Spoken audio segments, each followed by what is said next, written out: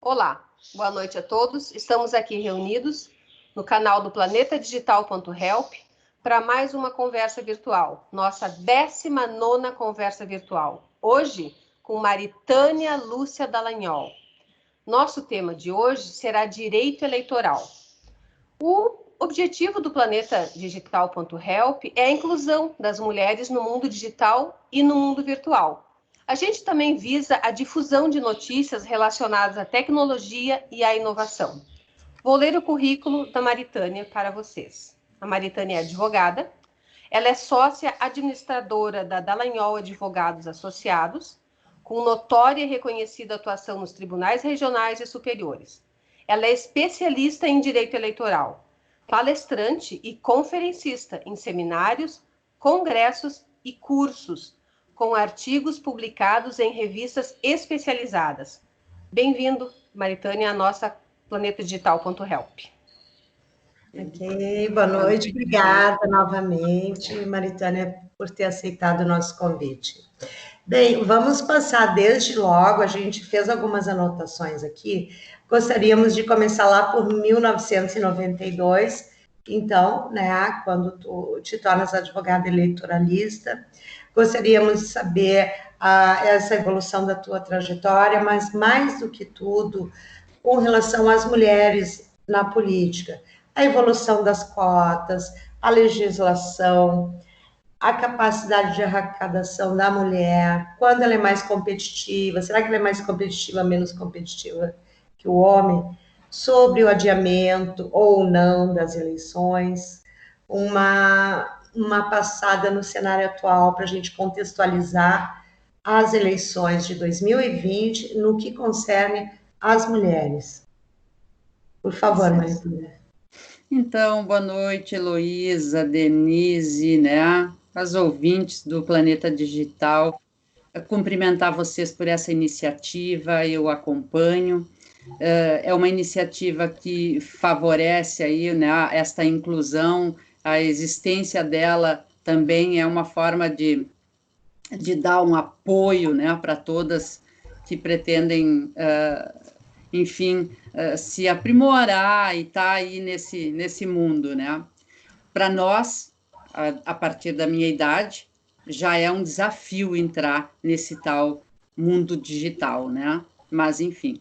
Denise, querida, conversando um pouco, então, sobre toda esta questão da trajetória no direito eleitoral. Eu comecei a assessorar as eleições em 1992, como tu falaste, né? A partir dali, essa uma eleição municipal, eu fiz todas as outras estaduais e assessorei também as municipais no Rio Grande do Sul desde então, Denise, tá? E o que eu posso dizer a respeito disso, considerando a situação da mulher na política, né? Primeiro, essa constatação vergonhosa que nós temos do percentual de participação feminina na política, né? E nos cargos, no preenchimento de cargos. Tu vês que nós temos hoje em torno de 12%, né? Se não me engano, é esse o percentual de preenchimento de cargos eletivos por mulheres, né? Isso é muito pouco para um país como o nosso, né? Nesta dimensão, e se a gente considerar, inclusive, o número de mulheres, né, que somos todas nós, né? Então, em que pese em outras profissões, tá? Mesmo na advocacia e outras profissões, as mulheres terem ascendido, né, a cargos e de comando, de direção, na política isso não se reflete, né? Nós participamos como eleitoras, preenchemos cargos como assessoras numa série de espaços, né? Mesmo no parlamento, campanhas, né? Do executivo, mas nos cargos de direção, né? Parece que isso... E tem muito a ver com a nossa cultura na política. Ela é recente, a mulher, né? A mulher participar da política. Nós agora, em pleno século XXI, temos um candidato a ministro, ou ministro, agora não lembro, que diz que um dos problemas é o voto da mulher, né? Assim, o novo da saúde, né? O que seria candidato à saúde. O candidato a ministro da saúde, né? Sim. Então, isso demonstra, isso para mim é a caricatura das circunstâncias em que estão colocadas para nós, né? Então, desde lá, desde 92, o que eu observo? Uma timidez muito grande também das mulheres de participarem, de se colocarem, de irem mesmo para uma linha de frente. Afora, algumas lideranças, né, mais conhecidas e com apoio, etc., a grande maioria das mulheres sentou para trás mesmo, e na hora de decidir por candidaturas, a maioria dos candidatos sempre foi, né, os candidatos sempre foram uma lista de homens candidatos, tá? Então, a cota, Denise, ela veio, assim, muito bem, na minha opinião. Eu sou super favorável às cotas, tá? A cota de gênero, ela impôs, ao menos, o debate para dentro dos partidos políticos. O debate de que precisa ter um número de mulheres participando. Nós não podemos ignorar a sua existência. Exato. Eu queria te interromper um instantinho para puxar um gancho aí. Ontem à noite eu participava também de uma videoconferência com mulheres, com parlamentares de Caxias do Sul. E uma delas se manifestou dizendo que ela achava que a culpa da não participação na política se devia às mulheres, né? Eu te confesso que eu fiquei um pouco perplexa com relação a isso. Será que é só isso? Será que existem outros fatores na tua visão de profissional do ramo? Existem outros fatores que poderiam colaborar para a não participação da mulher? Que não só um receio dela de participar? Não é culpa da mulher. Eu discordo que seja uma culpa da mulher. Também. Eu acho que ela reage de acordo com o espaço em que ela está. Claro. A mulher não teve, durante todo esse tempo, pelos partidos, estímulo, seja para formação política, seja para dar suporte financeiro para uma candidatura, não só financeiro, dar suporte para a sua família. Nós, há muito pouco tempo atrás, os partidos sequer se preocupavam em ter um espaço de creche em reuniões partidárias, né? Ter alguém lá para cuidar das crianças enquanto a mulher está participando. Eu fui a muitas plenárias como advogada, prestando assessoria para o partido, né? Para quem eu sempre assessorei. E com as meninas pequenas, eu me lembro, na época, eu tenho 2 filhas, né, a Flora e a Lua. A Flora e a Lua eram muito pequenininhas nesse período. A Flora nasceu em 1992, né, quando eu comecei a fazer advocacia eleitoral. E nessa época, eu e tantas outras mulheres íamos para atividades de trabalho ou de militância política e tínhamos que nos manifestar com as crianças ali pelo lado e tal, né, sem uma preocupação, claro, com o pai colaborando, mas não como estrutura para permitir, não com a ideia de uma estrutura capaz de permitir que a mulher participe, né, Denise? Então, eu acho que não é uma responsabilidade dela, né? Ótimo. Inclusive, o que acontecia muito, por exemplo, nos municípios menores, onde homem e mulher têm uma militância conjunta, trabalham juntos, né, na comunidade, na hora de decidir pela candidatura. O que pesava?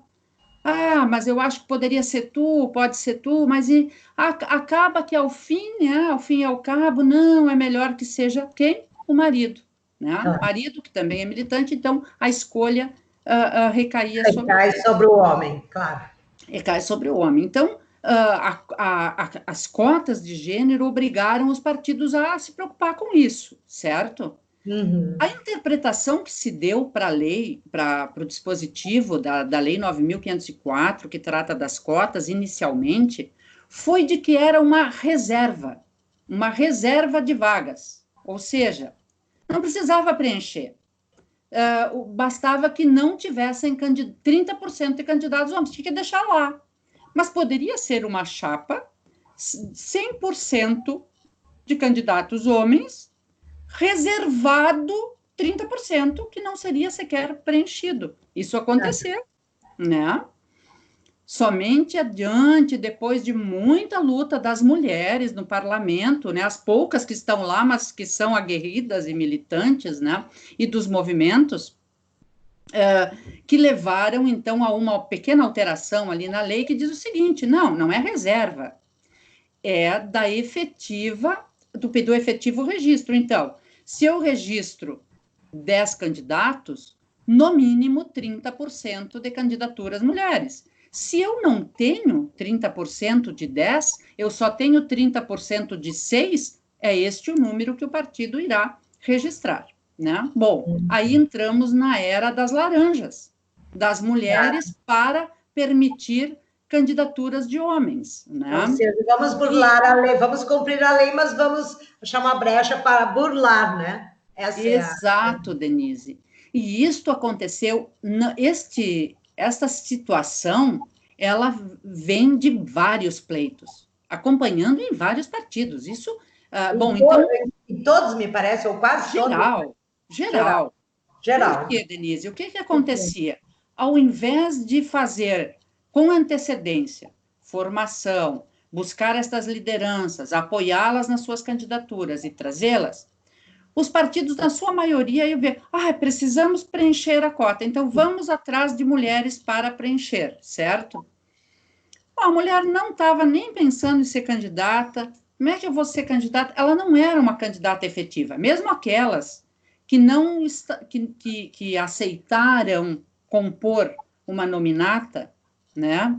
Não com a ideia de se tornar apenas uma laranja, mas, de fato, participar do pleito, ela não tinha constituído um grupo de apoio, não tinha constituído um grupo de trabalho, né, de assessoramento e etc. Não tinha capacidade de arrecadação financeira. Vamos lembrar que até há bem pouquinho tempo atrás, né, até as eleições de 2016, o financiamento de campanha eleitoral era basicamente feito por doações de pessoas jurídicas, com um pequeno percentual de pessoas físicas, né? A capacidade das mulheres candidatas de acessar estas doações, afora, como eu disse, raríssimas lideranças, né, que já constituídas e firmes, né, digamos, na política e na luta, a grande maioria não acessa nem sequer chegava a acessar esses valores. Então, dependiam das direções partidárias. A regra é a seguinte, o homem é candidato, tá? Então, ele precisa arrumar uma mulher para concorrer. E foi isto que aconteceu nas últimas eleições, nas últimas que eu digo, várias eleições antes, né, da de 2016 e de 2018, que foi onde, então, agora eu quero chegar nisso, porque não basta ter só legislação. Agora nós temos ela interpretada de uma forma correta, tá? Mas, para além disso, nós precisamos evoluir para que houvesse uma fiscalização, e além de ter uma fiscalização, que nos tribunais isto fosse visto de fato como um problema, e não como uma questão cultural.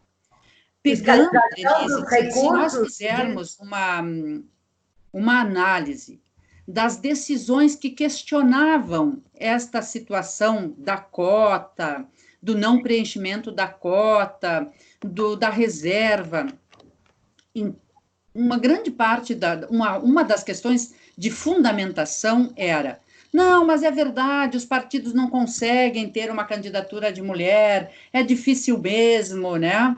É uma questão cultural e etc.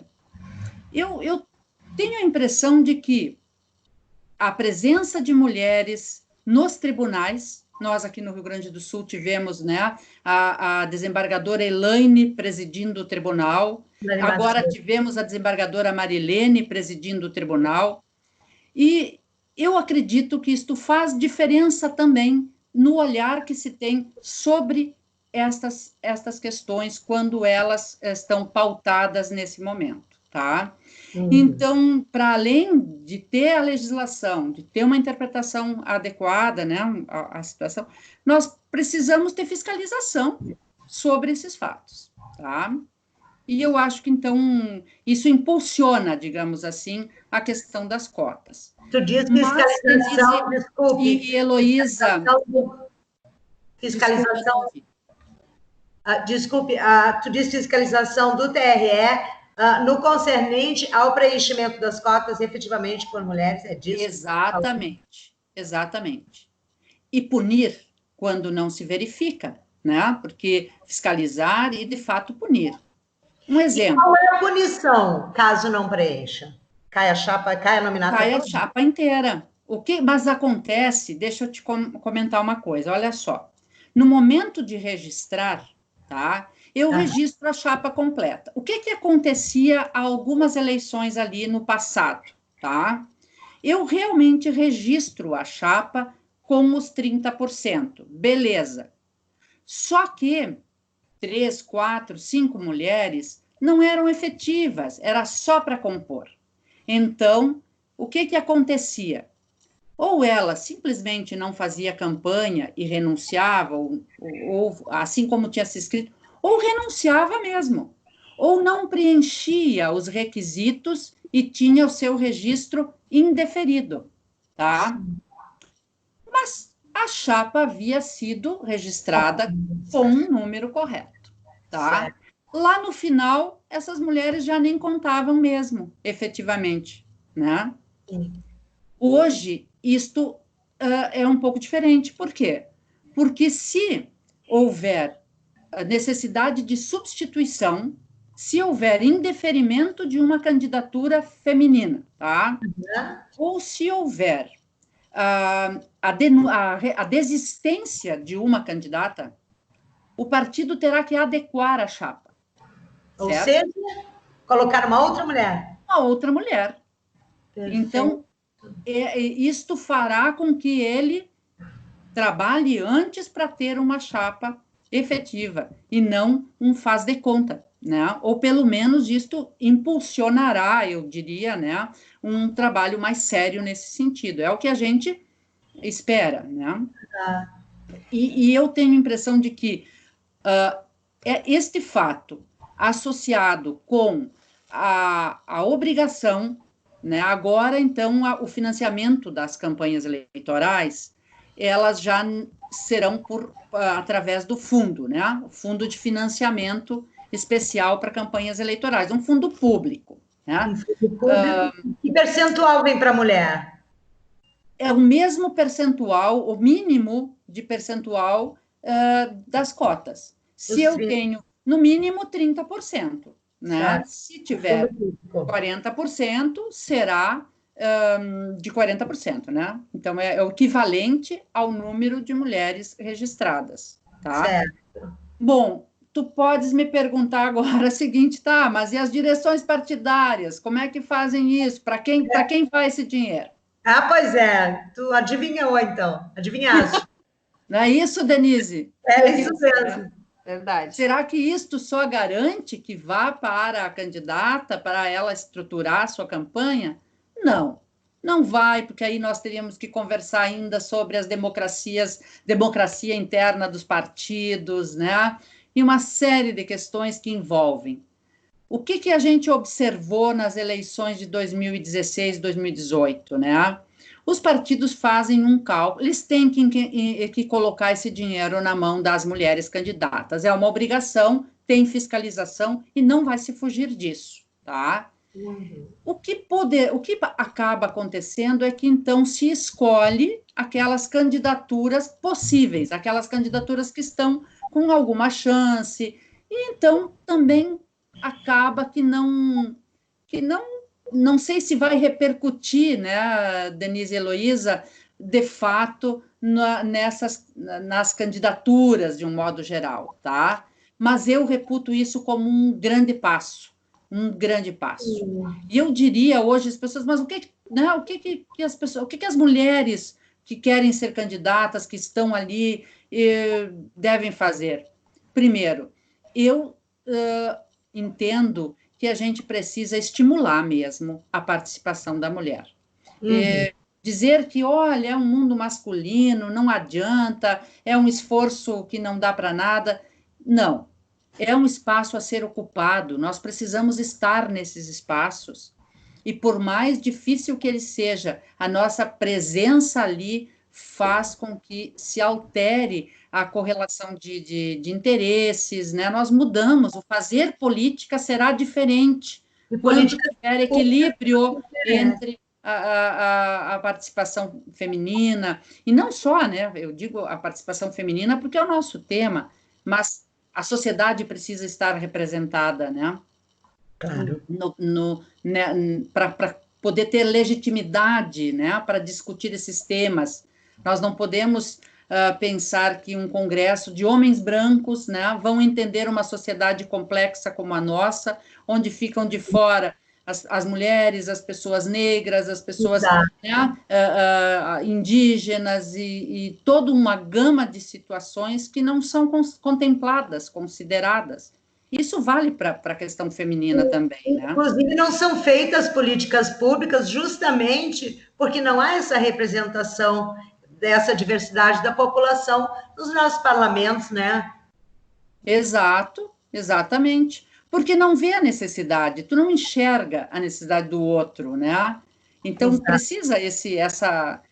E a questão da mulher, para mim, é muito importante mesmo isso, né? Nós falávamos sobre essa questão quando eu comecei, Denise, na advocacia eleitoral, éramos assim, pouquíssimas as mulheres que atuavam lá, era eu e mais uma ou duas colegas, assim, eventualmente, mas a mulher na advocacia eleitoral já era, assim, muito pouco, né? Pouquíssimas. Uma raridade, né, na verdade. Exato, então, assim, embora em outros ramos do direito nós tivéssemos, né, com maior número, etc., lá onde se trata da questão das eleições, da política, né, nós éramos poucas mulheres também nesse ramo do direito. Olha, nós estamos falando de quase 30 anos, né? 30 anos. Uma geração. A cada eleição que vem, a cada eleição que passa, a gente tem um ganho um pouquinho mais no mercado político, não temos? Nós, mulheres. A cada eleição que passa, a gente ganha um pouquinho, ou tu acha, se tu buscar o histórico, a gente ganha uma eleição, aí vem a próxima, a gente perde aquilo que ganhou e volta?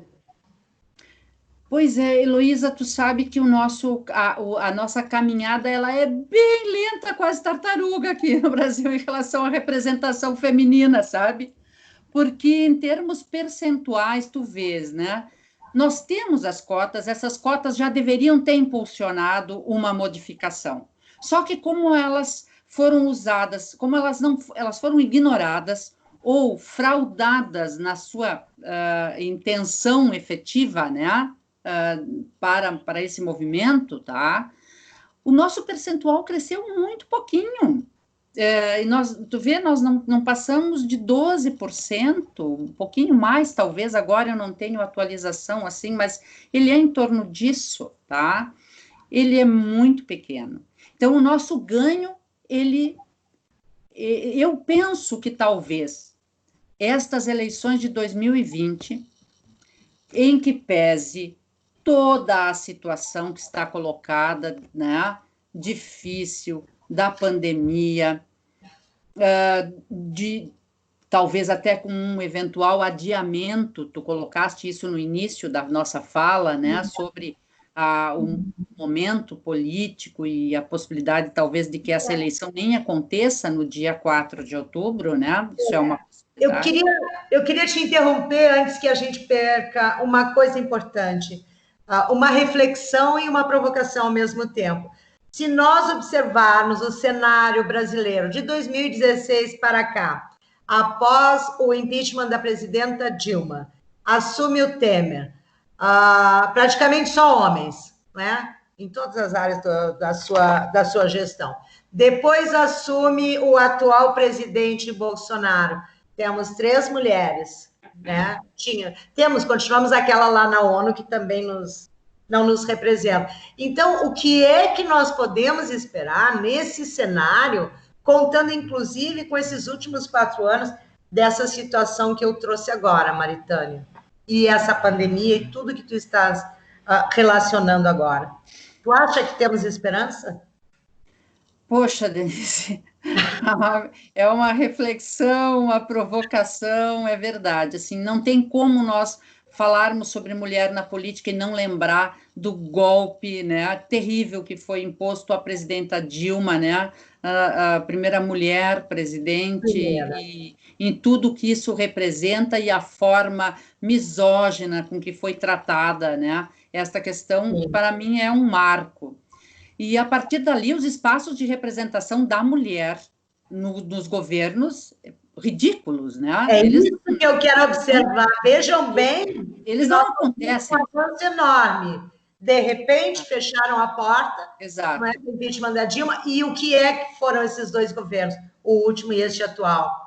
Quer dizer... Nada, né? Na representação, nada. Eu acompanhei muitos municípios que, nos governos passados, trabalhavam com a questão da violência contra a mulher, né? Com muitos programas em relação a isso, e tudo isso ele foi cortado, né? Ou reduzido a muito pouco perto daquilo que é a necessidade, né?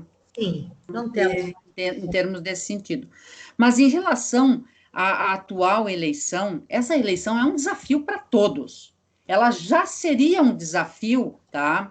Porque já seria um desafio depois de 2018, em função da forma como aquela eleição foi realizada, do impacto das fake news nesta campanha eleitoral, né?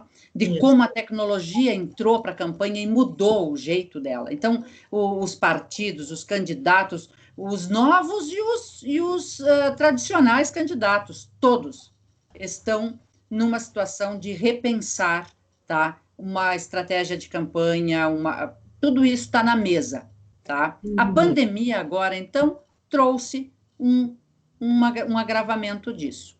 Eu entendo que a situação política é grave, ela nos coloca em vários aspectos, né, a gravidade disso.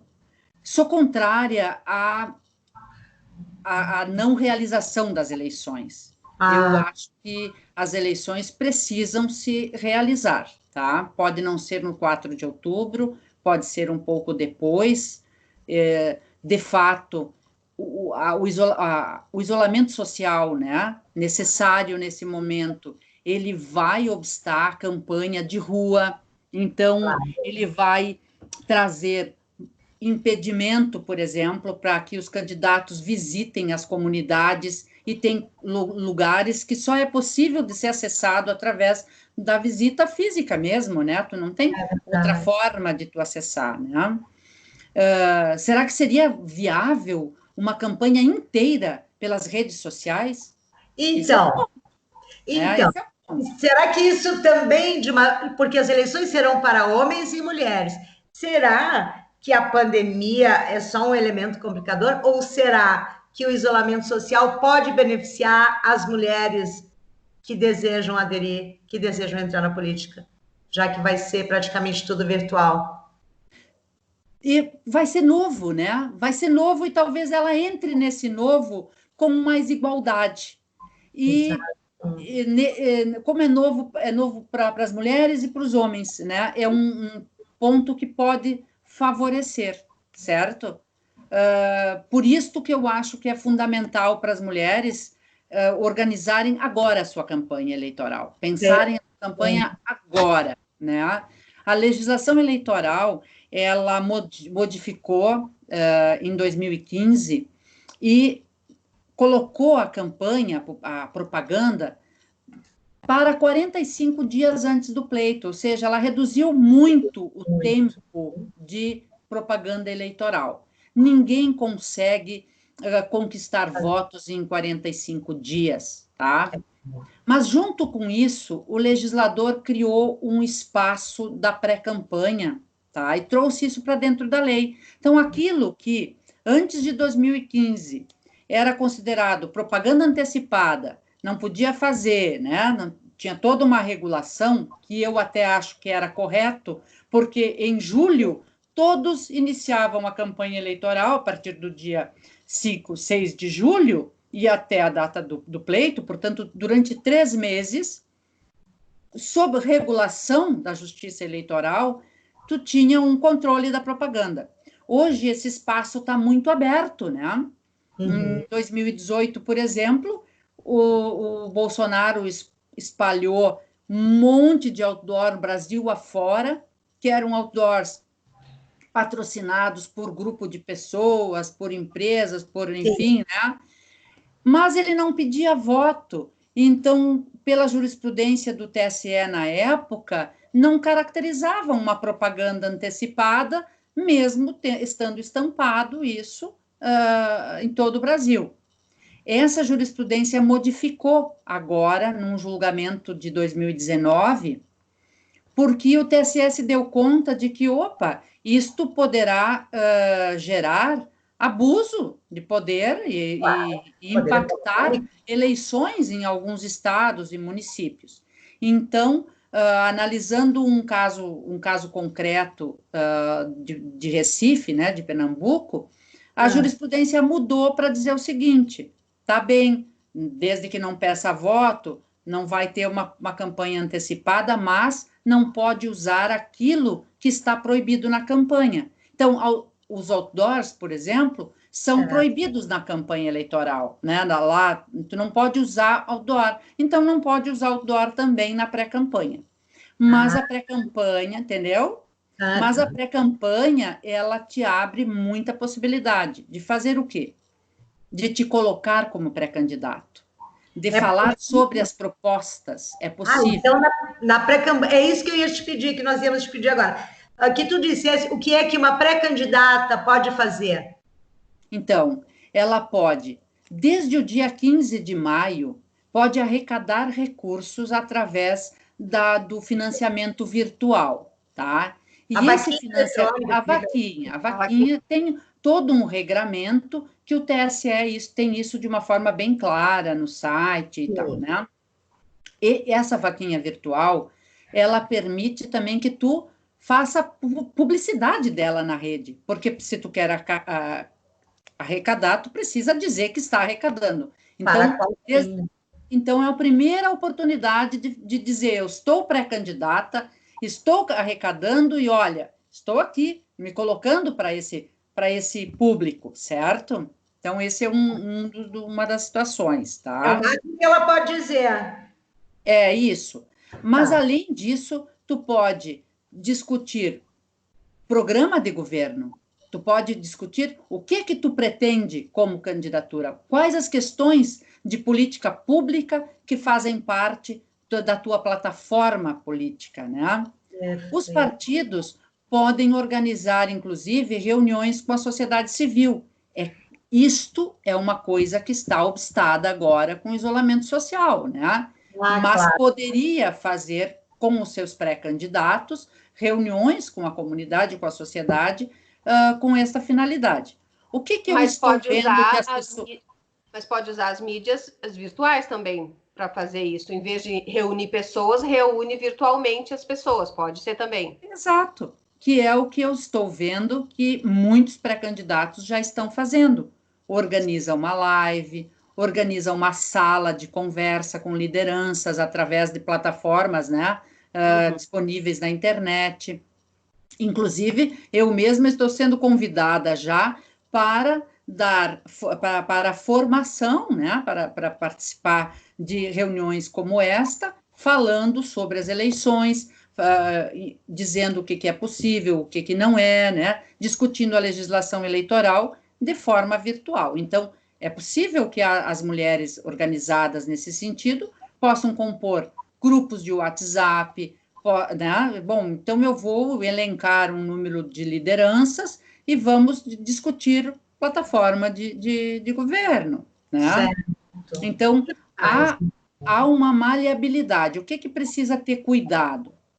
Claro que não é uma propaganda antecipada, não pode sair por aí pedindo voto e Não tal, pode mas pedir voto, né? não pode, mas ela é organizativa, tá? Claro. E as pessoas às vezes me perguntam, mas eu posso já gastar agora na campanha como candidato? Olha, pela legislação, quem pode gastar nesse momento organizativo é o partido, tá? Os partidos podem financiar, digamos, todas essas ações permitidas de pré-campanha, tá? Mas os pré-candidatos também podem custear algumas coisas. Que a jurisprudência do TSE falou o seguinte, ó, ele não pode extrapolar, ele não pode ser esse gasto, não pode ser um gasto que denote abuso, né, que extrapole da média da renda do próprio candidato e de uma média geral, né? Então, assim... Deixa eu te trazer um exemplo, então. Está muito na moda agora, nessa época de isolamento, já que as pessoas já estão voltando para a vida normal, o uso de máscaras. E nessas máscaras, muitas vezes tem um dizer, tem uma frase, tem alguma conotação. Se algum pré-candidato usar isso, pode? Botar o nome, fazer uma pré-propaganda, assim, digamos assim? Pois é, a questão assim, ó, vocês sabem que os candidatos e pré-candidatos, etc., eles não podem distribuir brindes para as pessoas, né? Então, a máscara, o brinde, o que que é? O brinde é Uma algo que é camiseta. útil, que vai ser útil. A propaganda, quando eu entrego um panfleto, ele é uma propaganda em si. Aquele panfleto só serve para divulgar a candidatura, tá? Mas uma caneca, uma xícara, Uma uma camiseta, né? camiseta, ou uma máscara agora, ele é útil. Então, esse tipo de situação deve ser visto com muita cautela, tá?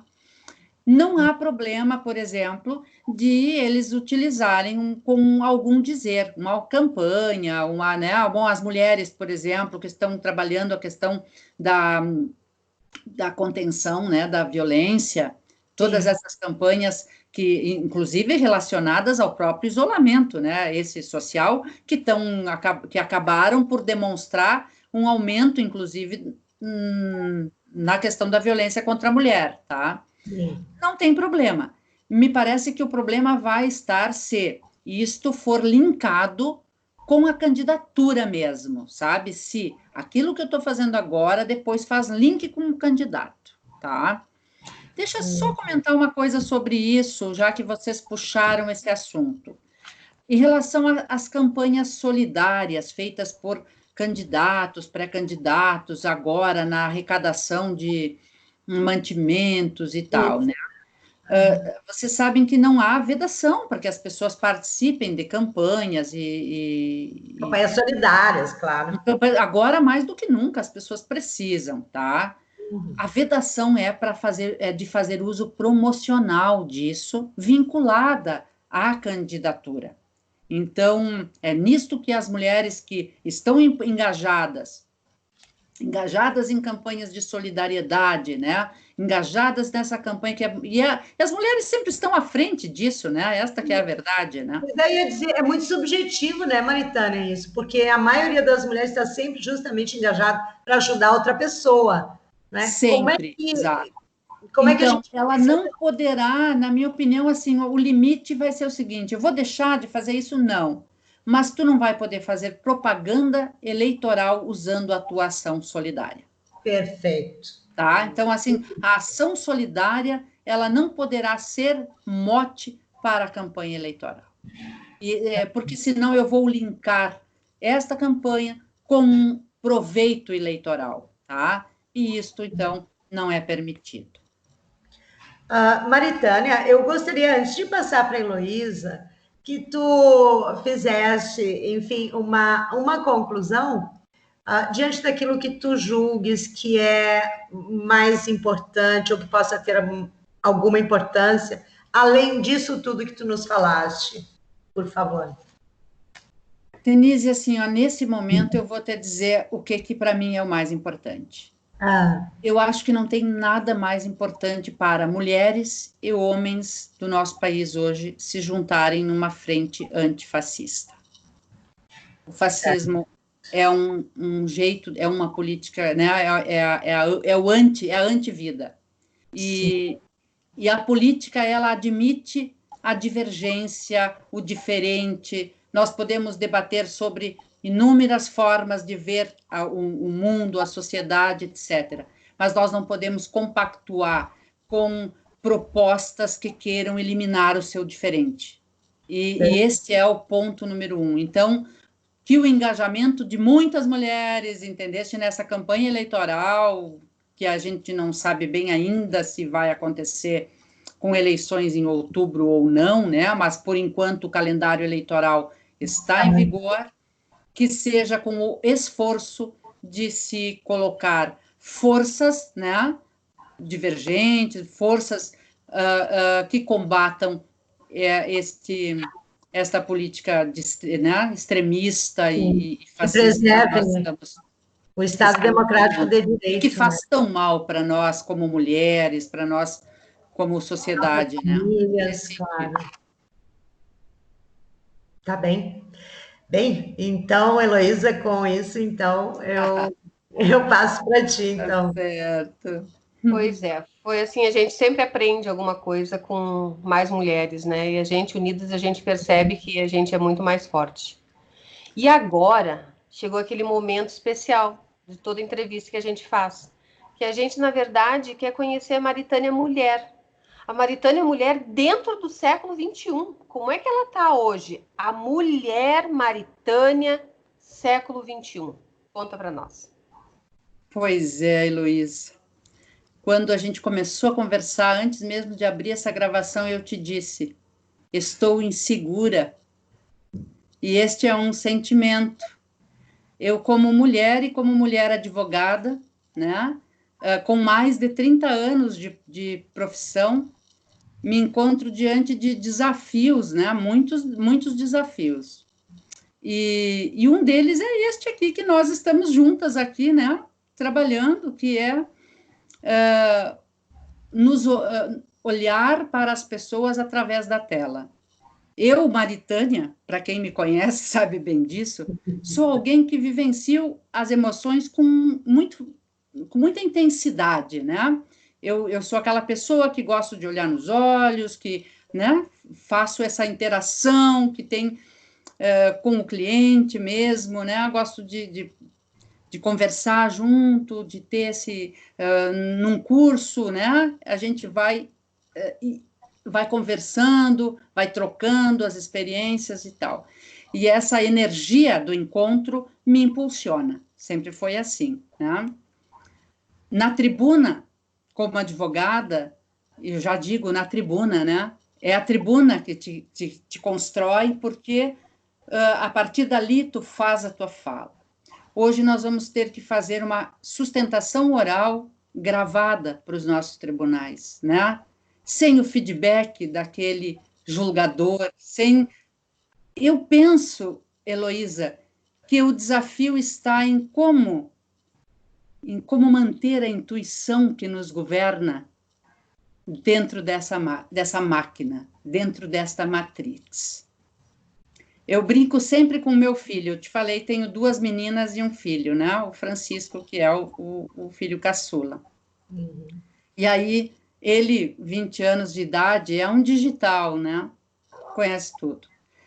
Aí ele me estimulava a fazer essas coisas e eu sempre digo, filho, se nós estamos na Matrix, eu sou resistência.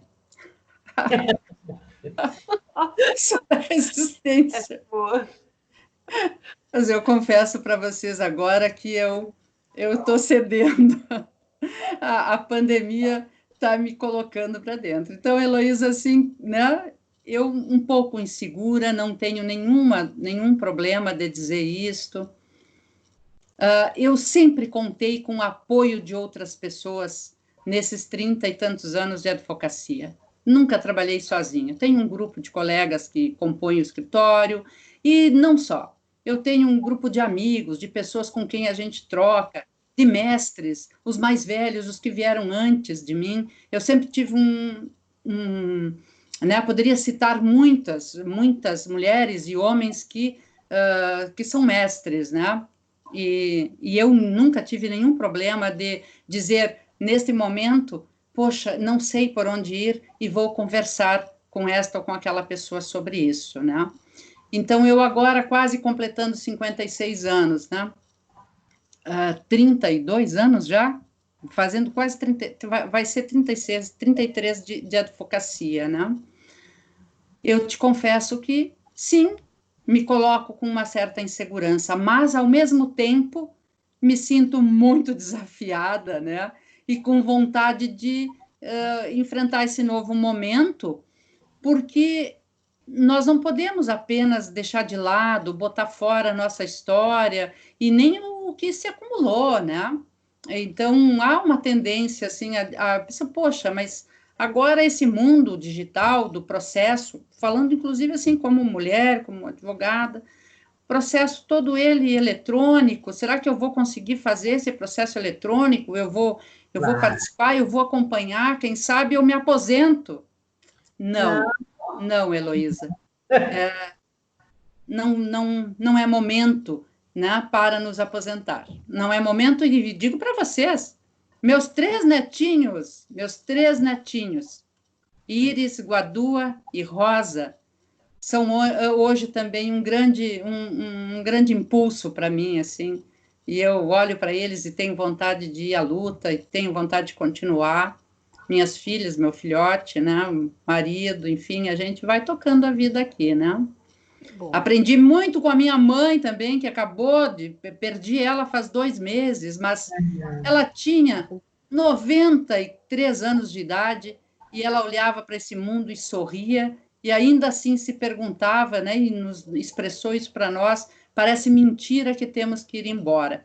Então, assim, essa é a minha onda nesse momento, entendeu? Que maravilha. Um pouco dessa onda, assim, né?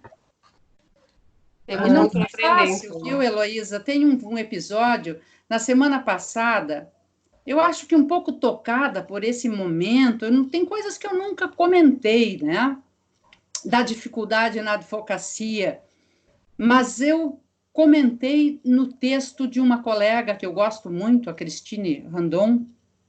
Ela falava sobre essa questão e eu comentei lá num post dela uma situação vivenciada por mim. No dia 28 de setembro de 1994, no TRE, 28 de setembro é meu aniversário, né? Então, nesse dia, a sessão do tribunal corria longa, já era de noite, 9 horas da noite, quase 10 horas da noite, quando o Eduardo foi para lá com as minhas 2 pequenas, né? A Lua e a Florinha com os 2 aninhos, a Lua com 3 aninhos.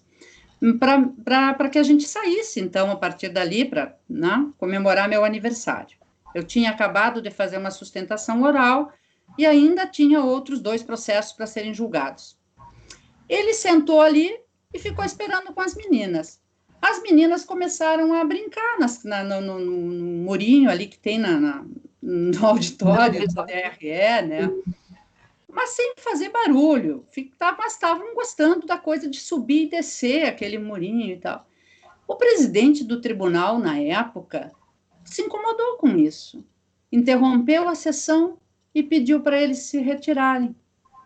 Eu estava exausta, estava sozinha, os adversários tinham uma banca de advogados, homens todos, né? E eu não me senti com força suficiente naquele momento para contestar, para dizer, não, peraí, elas podem ficar ali sim, né? Eu estou trabalhando e esse é um momento noturno já, 11 horas da noite, né? 10 horas da noite.